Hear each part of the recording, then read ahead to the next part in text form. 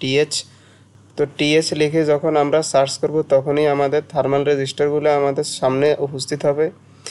তো দেখুন এখানে লেখা রয়েছে আমাদের টিএস এনটিসি, অর্থাৎ দেখুন এটি আমাদের ফিএ থার্মার। দেখুন আমি আপনাদের বলেছিলাম ফিএ থার্মার সাধারণত আমাদের ফিএ আইসি অর্থাৎ নেটওয়ার্ক সেকশনের জন্য ব্যবহার করা হয়। তো বন্ধুরা এটি কোন জায়গায় রয়েছে সেটি জানতে হলে আপনারা এখান থেকে এই কোডটি কপি করে তারপরে লেআউটে পেস্ট করবেন। আসসালামু আলাইকুম জিএসএম বন্ধুরা, সবাই কেমন আছেন? আশা করি অনেক ভালো আছেন। বন্ধুরা আজকের ভিডিওর আলোচনার বিষয় হচ্ছে আমাদের থার্মিস্টর নিয়ে, অর্থাৎ থার্মিস্টর আমাদের কয় ধরনের ব্যবহার করা হয়, কোন থার্মিস্টরের কি কাজ এবং কোন থার্মিস্টরের সিম্বল দেখতে কেমন, স্কিমেটিকে আমরা কিভাবে থার্মিস্টর ফাইন্ড আউট করব, সেই বিষয় নিয়ে বিস্তারিত আলোচনা করব। বন্ধুরা মোবাইল সার্ভিসিং এর জগতে আমাদের বেসিক কম্পোনেন্টগুলো জানা কিন্তু খুবই জরুরি। বন্ধুরা আপনারা যখন এই বেসিক কম্পোনেন্ট সম্পর্কে জানবেন তখনই কিন্তু একজন দক্ষ টেকনিশিয়ান হয়ে উঠতে পারবেন। বন্ধুরা আমরা আজকের ভিডিওতে এই থার্মিস্টর নিয়ে আলোচনা করব। থার্মিস্টর আমাদের কিভাবে ভালো খারাপ নির্ণয় করতে হয় এবং থার্মিস্টর গুলা দেখতে কেমন হয়। বন্ধুরা আমাদের থার্মিস্টরে যদি সমস্যা হয় সেক্ষেত্রে আমাদের কোন কোন সমস্যা দেখা দিতে পারে একটি মোবাইল ফোনের ভিতরে। তো বন্ধুরা বিগিনার টেকনিশিয়ান যারা রয়েছেন, আমাদের মোবাইল সার্ভিসিং এর কাজগুলো শিখতে চান, সেক্ষেত্রে অবশ্যই আমার চ্যানেলটি সাবস্ক্রাইব করে রাখবেন যাতে স্টেপ বাই স্টেপ আপনি কাজগুলো শিখতে পারেন। তো বন্ধুরা কথা না বাড়িয়ে চলুন ভিডিওটি শুরু করা যাক এবং আমরা প্রত্যেকটি বিষয় নিয়ে A to Z আস্তে আস্তে আলোচনা করার চেষ্টা করি।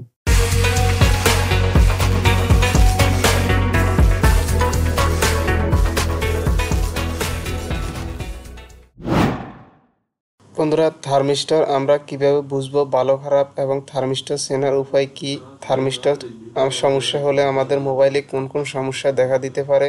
তো বন্ধুরা দেখুন এখানে লেখা রয়েছে আমাদের টিএইচ অথবা ব্যাড থার্ম, আবার এখানে কিন্তু আমাদের লেখা রয়েছে ফিএ থার্ম, এখানে আবার লেখা রয়েছে দেখুন এফি থার্ম। তো বন্ধুরা এই কোডিংগুলো দ্বারা আমাদের কি বোঝানো হয় এবং কোনটা কোন জায়গায় ব্যবহার করা হয় আমরা সংক্ষেপে কিভাবে বুঝবো। তো বন্ধুরা দেখুন এখানে লেখা রয়েছে আমাদের টিএইচ, আর টিএইচ দ্বারা বোঝানো হয় থার্মিস্টর, এবং ব্যাড থার্ম অর্থাৎ ব্যাটারি কানেক্টরের জন্য ব্যবহার করা হয়, অর্থাৎ ব্যাটারিকে চেঞ্জ করার জন্য একটি থার্মিস্টর ব্যবহার করা হয় যেটি কিনা আমাদের সাব পিসিবিতে থাকে, অর্থাৎ মোবাইলের সাব পিসিবির ভিতরে কিন্তু আমাদের এই থার্মিস্টরটা অ্যাভেলেবেল থাকে।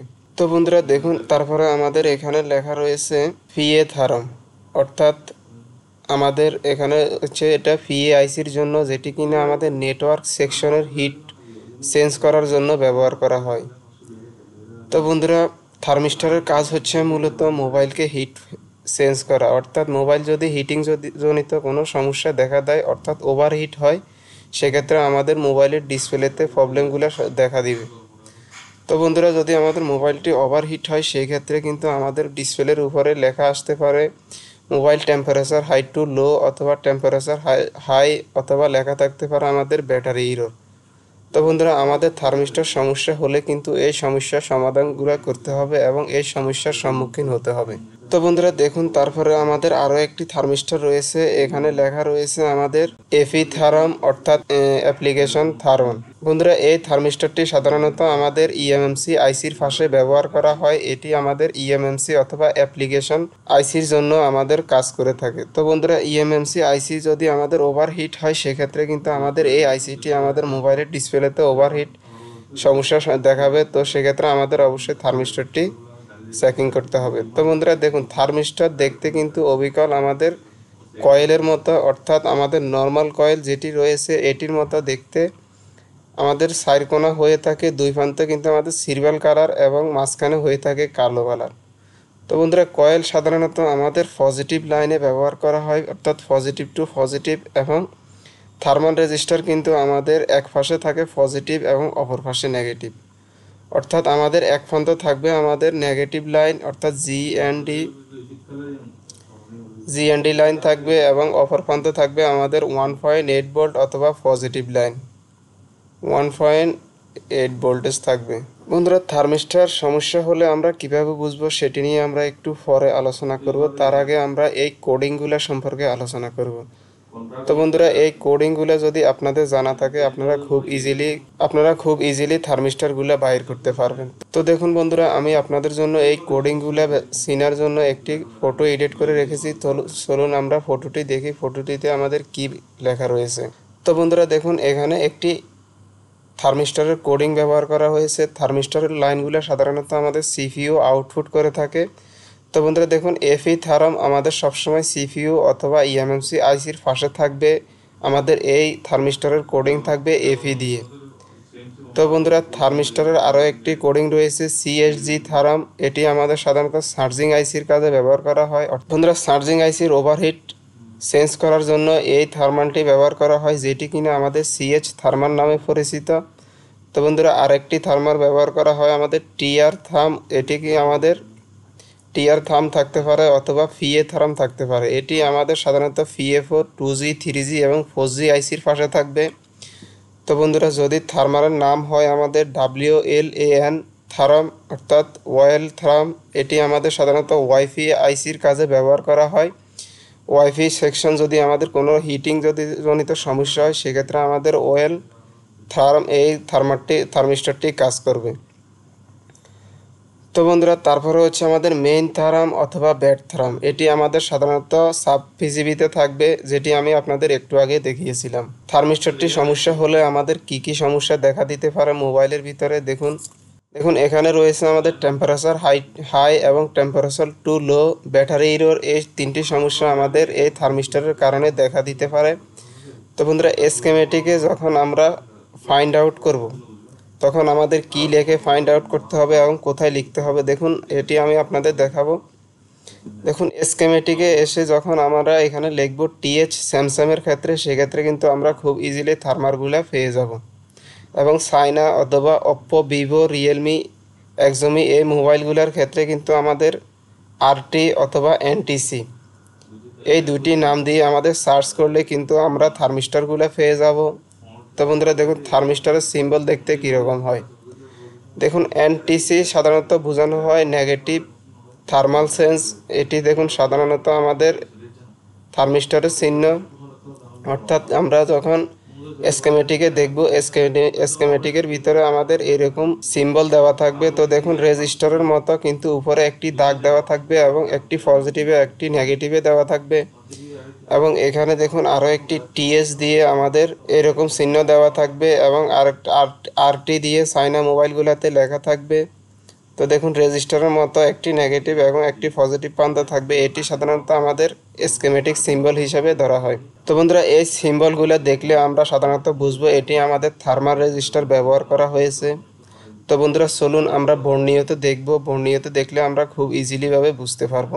তো বন্ধুরা, আমরা কিভাবে বুঝবো এই থার্মিস্টরটি খারাপ রয়েছে কিনা। দেখুন বন্ধুরা, থার্মিস্টর ভালো না খারাপ বুঝতে হলে আমাদের একটি পদ্ধতি অবলম্বন করতে হবে। সেটি হচ্ছে আমরা সর্বপ্রথম এই থার্মিস্টরের উপরে কিন্তু হিট প্রদান করতে হবে। অর্থাৎ আমরা থার্মিস্টরে যখন হটগান দিয়ে হিট প্রদান করব, তখন আমাদের এই মাল্টিমিটারে আমাদের ওহমস রেঞ্জে রাখতে হবে। দেখুন, ওহমস রেঞ্জে আমাদের দুই প্রান্ত রাখতে হবে মাল্টিমিটার দিয়ে। তো দুই প্রান্তে রাখার পরে আমাদের এই মানটা রয়েছে, দেখুন এখানে রয়েছে 100K। তো 100K এই মানটা যদি আমাদের ক্রমাগত নিচের দিকে নামতে থাকে, অর্থাৎ 100-র পরে কিন্তু আমাদের 90, 80, 70 এবং 60 এভাবে আমাদের যখন নিচের দিকে আসবে, মানগুলো নিচের দিকে আসতে থাকবে, তখন কিন্তু আমাদের বুঝতে হবে এই থার্মিস্টরটি ভালো রয়েছে, অর্থাৎ ওকে রয়েছে। তো বন্ধুরা, যখন আমরা এই থার্মিস্টরটি হিট প্রদান করব, হিট প্রদান করার পরে যদি আমাদের 100K থেকে উপরের দিকেও যায় না, নিচের দিকেও আসে না, সেক্ষেত্রে যদি আমাদের এরকম কন্ডিশন হয়, সেক্ষেত্রে আমাদের থার্মিস্টরটি চেঞ্জ করতে হবে, অর্থাৎ থার্মিস্টরটি খারাপ রয়েছে। তো বন্ধুরা, কিছু কিছু মোবাইলের ক্ষেত্রে কিন্তু আমাদের এরকম হার্ডওয়্যার সলিউশন পাওয়া যায় না, অর্থাৎ থার্মাল রেজিস্টারগুলো এরকম দেখানো হয় না। সেক্ষেত্রে আপনারা কিভাবে বাইর করবেন। তো বন্ধুরা, সেক্ষেত্রে দেখুন স্যামসাংয়ের ক্ষেত্রে স্কিমেটিকে আসবেন এবং স্কিমেটিকে এসে এই সার্চ বারে লিখতে হবে আমাদের TH। তো TH লিখে যখন আমরা সার্চ করব, তখনই আমাদের থার্মাল রেজিস্টারগুলো আমাদের সামনে উপস্থিত হবে। তো দেখুন এখানে লেখা রয়েছে আমাদের TS NTC, অর্থাৎ দেখুন এটি আমাদের ফিএ থার্মাল। দেখুন আমি আপনাদের বলেছিলাম ফিএ থার্মাল সাধারণত আমাদের ভিএআইসি অর্থাৎ নেটওয়ার্ক সেকশনের জন্য ব্যবহার করা হয়। তো বন্ধুরা এটি কোন জায়গায় রয়েছে সেটি জানতে হলে আপনারা এখান থেকে এই কোডটি কপি করে তারপরে লেআউটে পেস্ট করবেন, তখনই কিন্তু আমাদের এটি দেখাবে। তো বন্ধুরা চায়না মোবাইলগুলোর ক্ষেত্রে অর্থাৎ রিয়েলমি, ওপ্পো, ভিভো এই মোবাইলগুলোর ক্ষেত্রে আমাদের কিভাবে আমরা সার্চ করব থার্মাল রেজিস্টার কোথায় রয়েছে, তো সেক্ষেত্রে আমরা ডায়াগ্রাম ওপেন করব। ওপেন করে এই সার্চ বারে লিখতে হবে আমাদের এনটিসি অথবা আরটি।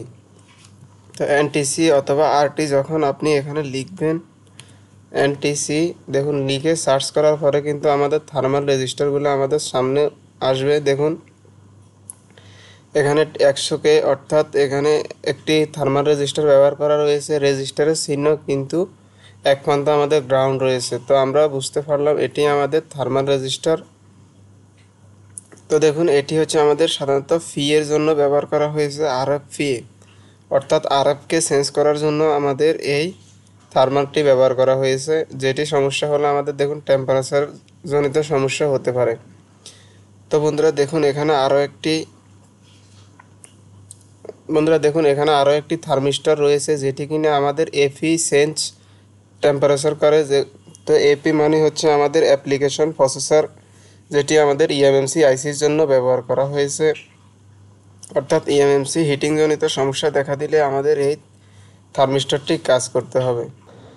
তো বন্ধুরা দেখুন আমাদের এই থার্মিস্টর রেজিস্টারটি কোথায় রয়েছে সঠিক সেই জায়গাটি আপনি যদি খুঁজে বের করতে চান, তো অবশ্যই এই নাম্বারটি অর্থাৎ নিচে যে নাম্বারটি রয়েছে এটি হচ্ছে আমাদের লোকেশন নাম্বার। এই নাম্বারটি ডবল ক্লিক করে কপি করবেন এবং স্কিমেটিক বা লেআউট যে কোনো এক জায়গায় এসে আমাদের পেস্ট করতে হবে।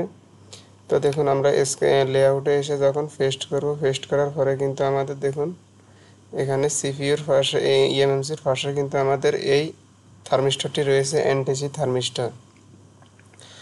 তো বন্ধুরা লেআউট সাধারণত আমাদের লোকেশন দেখানোর কাজে ব্যবহার করা হয়, কিন্তু কোন পয়েন্টের কী কাজ সেটি আপনি যদি জানতে চান অবশ্যই বিটমিপে আসতে হবে। তো বিটমিপে এসে আমরা যখন এই নাম্বারটা কপি করব, তো বন্ধুরা দেখুন এখানে কিন্তু আমাদের নাম্বারটি পেস্ট হবে না। সেই ক্ষেত্রে আমাদের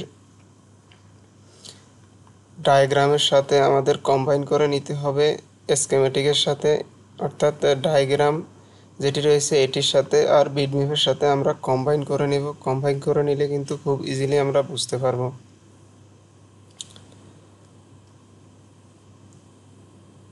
তো দেখুন এখানে আমরা আবারও লিখব এনটিসি এনটিসি এনটিসি লেখার পরে কিন্তু আমাদের এখানে এনটিসি থার্মাল রেজিস্টারগুলো আসবে।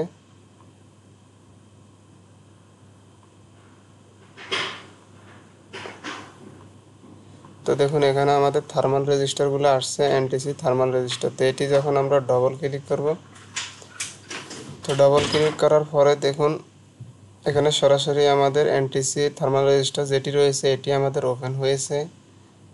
তো দেখুন এটি এক প্রান্ত পজিটিভে রয়েছে, যেটি কিনা আমাদের সরাসরি সিপিইউ থেকে আউটপুট হয়।